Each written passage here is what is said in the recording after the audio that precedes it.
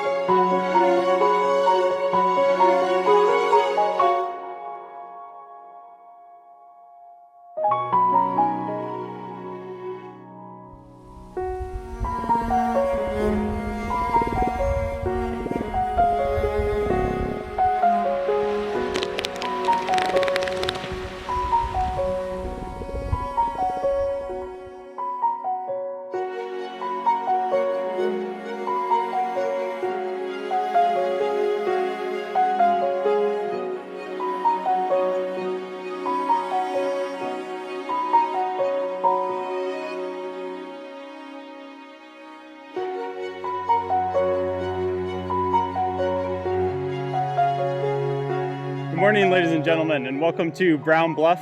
My name is Ross Ellingwood. I'm one of the geologists here on board. This is a very special place. We got some Adelie penguins, Gentoo penguins, Antarctic fur seals, and of course the real showstopper here is all of the amazing rocks that we have surrounding this area. This is a very unique place in the world.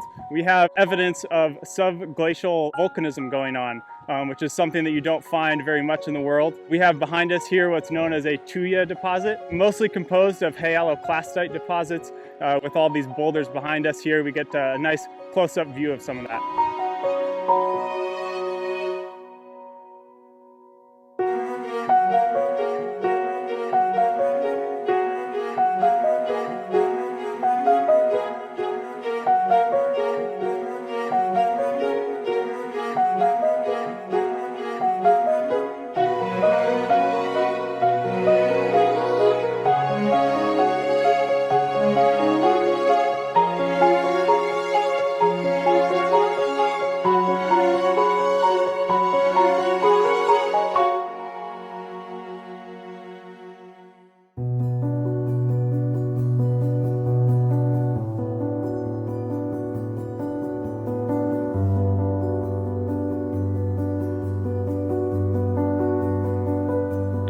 This is F1. My hatch is closed, locked and secured. My equalizing valve is closed. My oxygen is flowing. The scrubber is on. I'm ready to set a timer on your mark.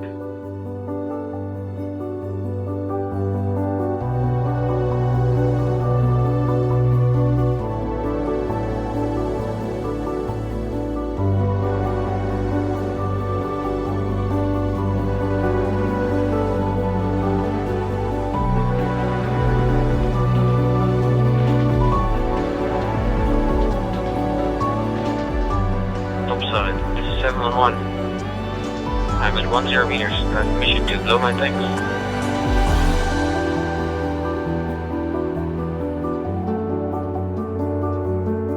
I'm fully equalized. Do I have permission to open my hatch?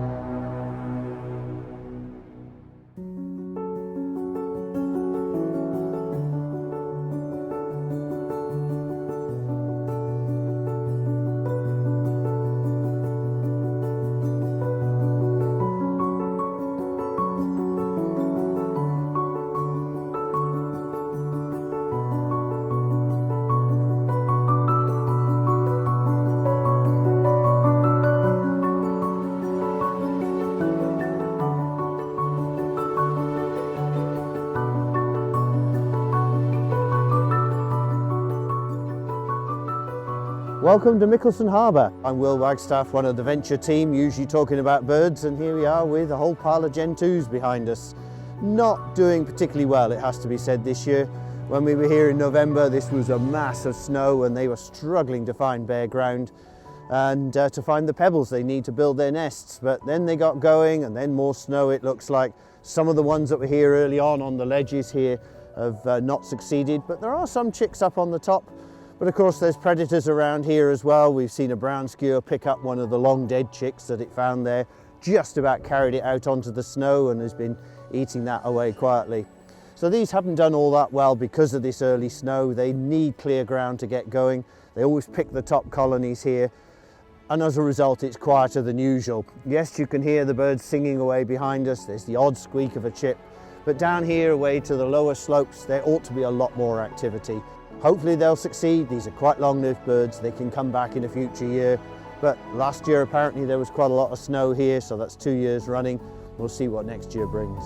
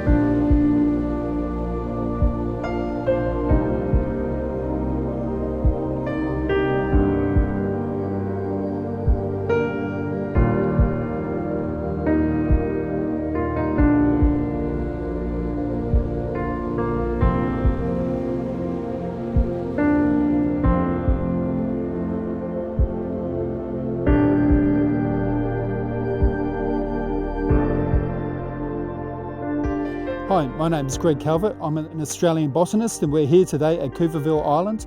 This is a particularly interesting spot for me as a botanist because the hills behind us here are covered in these thick moss forests. Cushion mosses and lots of other different species.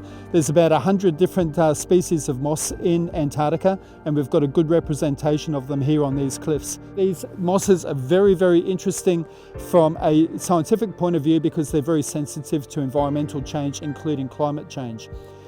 I'm also very interested in this particular location because there's only 2 vascular plant species in the entire continent of Antarctica, and one of those species, the Antarctic hairgrass, Deschampia, is growing right here. So a very exciting place to be for a botanist in Antarctica.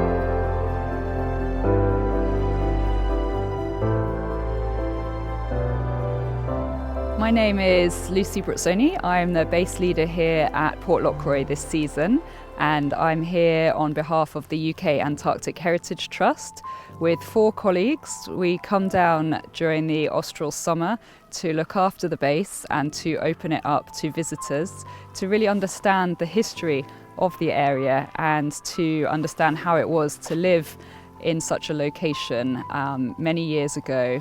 This base was first established in 1944, right at the end of the Second World War, to both undertake scientific research and also to further establish Britain's claim on the Antarctic Peninsula. The base after the war was handed over fully to scientific research, and they undertook a lot of meteorological research here. They also undertook a lot of high atmospheric research. Much of the research that was undertaken here actually helped to further our understanding of the changing climate, and so this base was nominated as a historic monument in the 90s, both as a first permanently occupied British presence on the peninsula, but also as one of the birthplaces of climate science.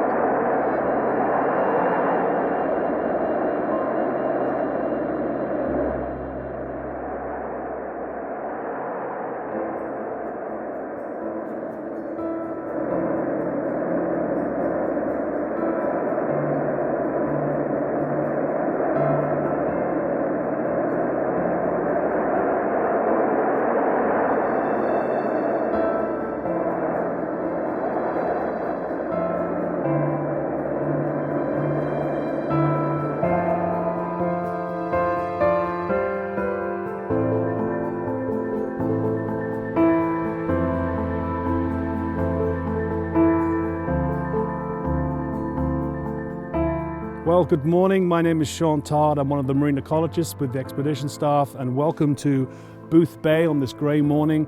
We're at a site called Port Charcot, which is named after Jean-Baptiste Charcot, who was the leader of the French expedition, Antarctic expedition of 1903 to 1905. This is a place where the boat came and overwintered, and the aptly named behind us Française Bay, which is this beautiful cove which right now is full of these gorgeous blue icebergs and bergy bits that against the grey background just look absolutely fantastic.